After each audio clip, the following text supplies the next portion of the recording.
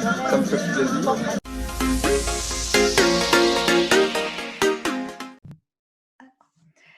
Bonjour tout le monde, je suis Lucangeli Torres, je suis formatrice à l'Institut Gautier et aujourd'hui j'ai décidé faire et inviter des personnes extraordinaires, des personnes qui sont hors commun, uniques pour moi et j'espère que pour vous aussi, et qu'ils vont partager avec vous un conseil, un outil, une technique ou quelque chose dans ces différents domaines. Et j'ai aujourd'hui la chance de partager cette vidéo avec vous parce que c'est une personne dans laquelle on a dansé ensemble.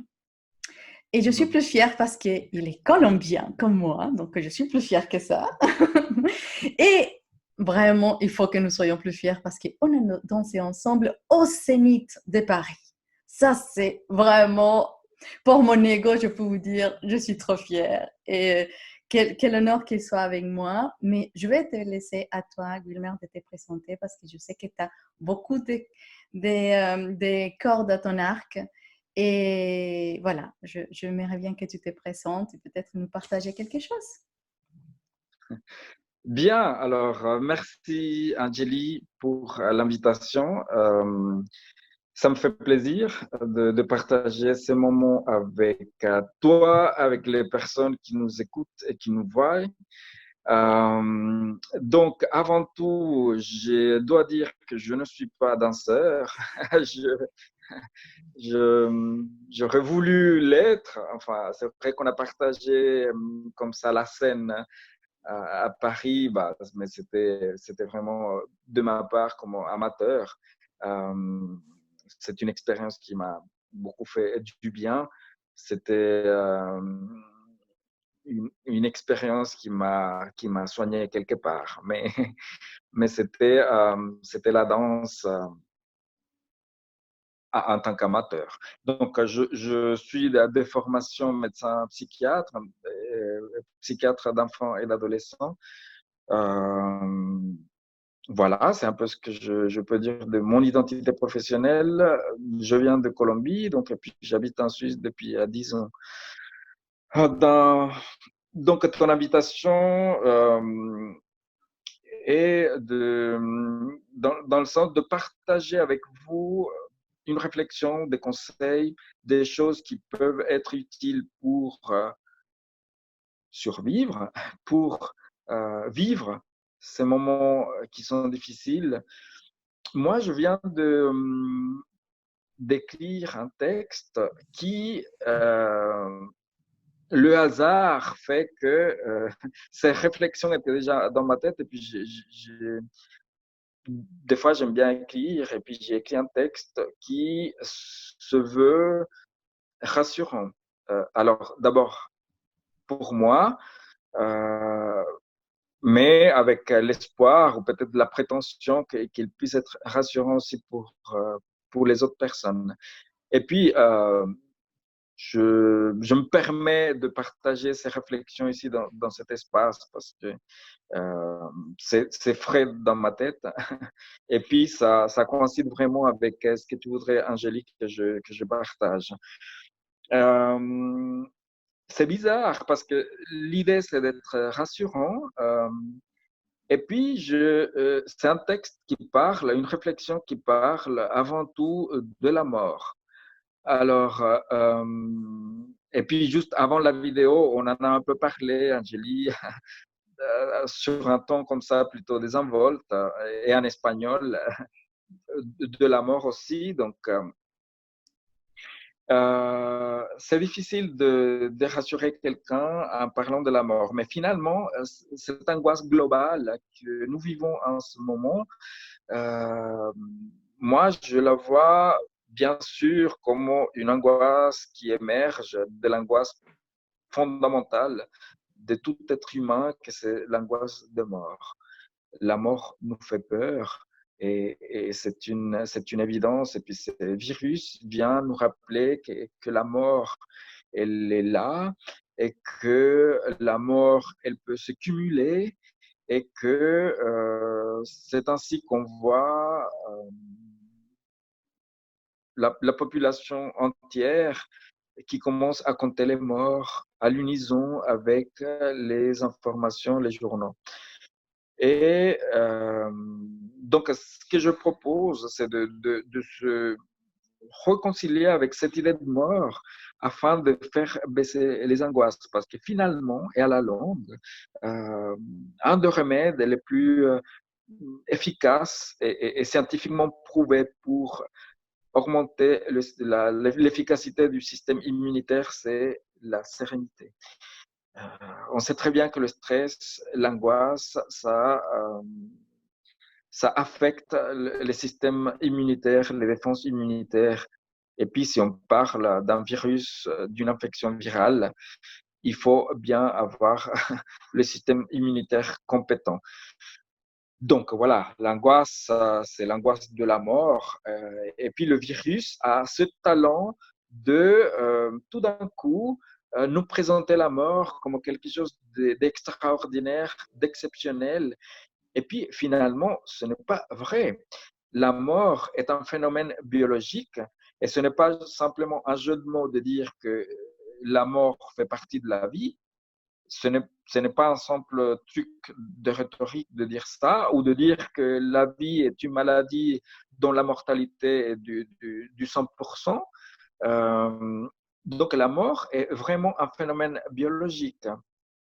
Et la mort arrive à tous les jours. Moi, j'ai été voir un peu les données et puis la mortalité globale estimée pour 2020, ça nous fait, enfin avec les calculs, ça fait 2 morts par seconde dans le monde. Alors, toutes causes confondues. Donc, vraiment, on meurt, nous, êtres humains, on meurt comme des mouches. Euh, c'est un phénomène banal. C'est un phénomène banal et puis qui arrive tous les jours, qui va nous arriver. Et puis, je me dis aussi, sur un ton un peu dérisoire, ça me fait peur de mourir, bien sûr, mais je me dis, si les autres, tout le monde meurt, pourquoi je ne serais pas capable de mourir? Et pourquoi ça doit me faire autant peur?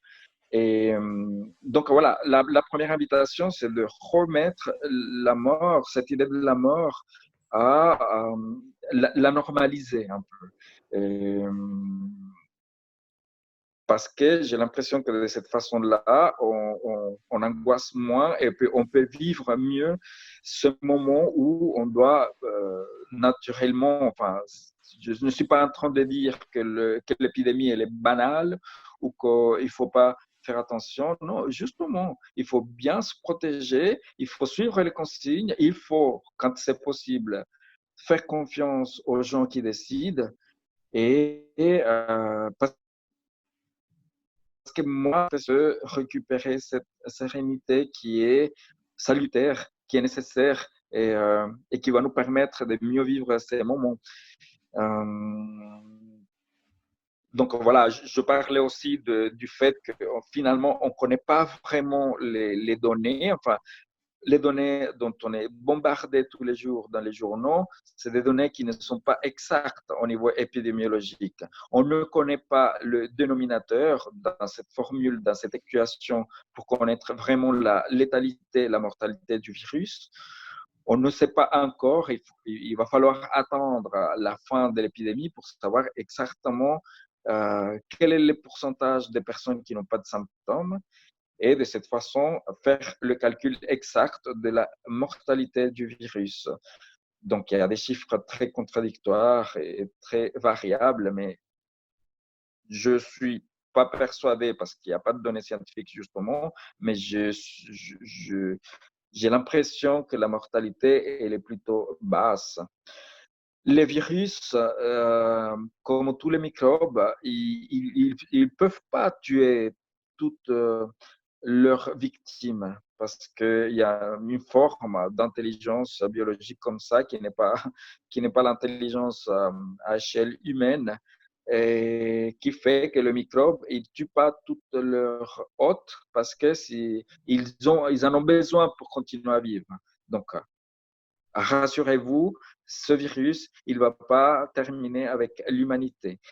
Il va falloir qu'on apprenne à vivre avec lui. Alors, que ce soit par le développement d'une immunité naturelle ou une immunité artificielle, et c'est accueillir ces virus, comme d'ailleurs on accueille déjà des centaines et des milliers de virus et de bactéries dans nos corps. Ça me fait penser aussi à ce discours de dire que nous sommes en guerre contre les virus ne me rassure pas du tout parce que je ne pense pas que ce soit une bonne stratégie de dire que nous sommes en guerre contre un virus qui n'est, bon, ce n'est pas un être vivant. Le virus, même, c'est très intéressant parce que philosophiquement même, le virus c'est des particules qui sont un peu entre les deux. Est-ce que c'est de la matière inerte, c'est de la vie? C'est un peu entre les deux. Donc, c'est très, très, très intéressant, la nature même des virus. Mais tout ça pour dire que finalement, il y a une forme, ce n'est pas du romantisme de dire qu'il va falloir trouver une harmonie avec ce virus, comme on a trouvé avec d'autres virus, avec d'autres bactéries, qui sont finalement, avec qui on peut vivre ensemble. Et puis, il faut pouvoir respecter leur environnement. Ce virus, finalement, il vient d'autres espèces.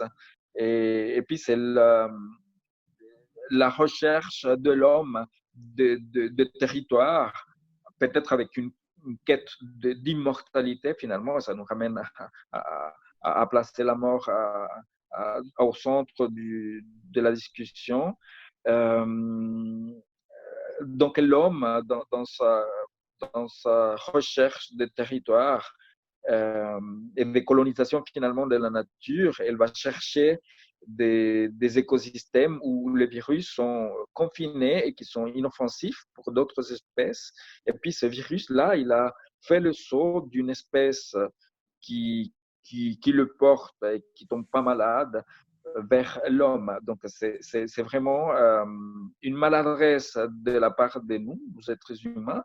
Et, et donc, il faut le restituer à son écosystème ou apprendre à vivre avec lui, ce qui ne se fait pas avec un discours de guerre. C'est simplement chercher une autre harmonie avec la nature. Voilà, donc finalement, ça serait quoi le conseil ou ce que j'aurais envie de dire? Regardons les choses comme elles ont toujours été. La mort, voilà, il y a des petites tragédies comme ça, mais finalement, la mort, c'est un événement quotidien et plutôt banal. Et, mais l'idée, c'est que ça ne nous empêche pas de vivre pleinement. Moi, j'ai toujours dit que mes jours préférés, c'est quand je suis conscient que je n'ai pas peur de mourir. Alors, quand je me lève et je me dis, aujourd'hui, je n'ai pas peur de la mort, c'est les plus merveilleuses journées. Je profite pleinement de la vie. Donc, de regarder la mort en face et tranquillement nous permet de vivre pleinement. C'est un peu ça, si je peux résumer ce que j'aurais envie de transmettre comme message. Oh, merci Wilmer. Si je résume aussi, tu as parlé de la sérénité et c'est mis en harmonie avec cette symbolique que c'est la mort, que c'est de réalité, que c'est pas une banalité, mais qu'en même temps, si je suis en harmonie, en accord et en sérénité, c'est sûr qu'on va mieux vivre, pas simplement aujourd'hui, mais demain et les restes des jours qui viennent. C'est juste, ça rejoint les idées que j'ai dans ma tête. En tout cas, Wilmer, je te remercie parce que aujourd'hui, l'idée, c'est pour moi créer plutôt virale une attitude positive et que des personnes qui on peut partager un peu ces conseils à chacun, ça nous permet de nous sentir que tous nous avons un rôle important et que tous nous pouvons apporter dans nos moyens, dans nous sentir, dans nous vivre un petit sourire, petit espoir de quelque chose qu'il y a dans ce monde et qui aujourd'hui nous réveille. Parce que cette situation nous réveille aujourd'hui à vivre et de vivre Exactement. et de vivre bien avec ce que nous savons. Pour l'instant, je te dis merci Wilmer pour ce partage magnifique. Merci. J'espère que nous Merci à pourrons toi. danser ensemble bientôt. Bien sûr, à la fin du confinement, on va fêter ça avec une bonne danse. Bon, même, pourquoi pas, faire un spectacle d'une combien, toi et moi. On ne sait jamais. Waouh, ça serait vraiment génial. Bon, on va l'inscrire dans quelque part. Un autre, tout le Challenge, monde dans challenge un accepté. challenge. Voilà. Dès qu'on finit, on fera un spectacle pour toutes les personnes qui aimeraient bien voir la combien. En tout cas, je Très te bien. dis merci, je t'envoie plein de bisous et à bientôt à tout le monde. Ciao, Merci, ciao! Angélique. Oh.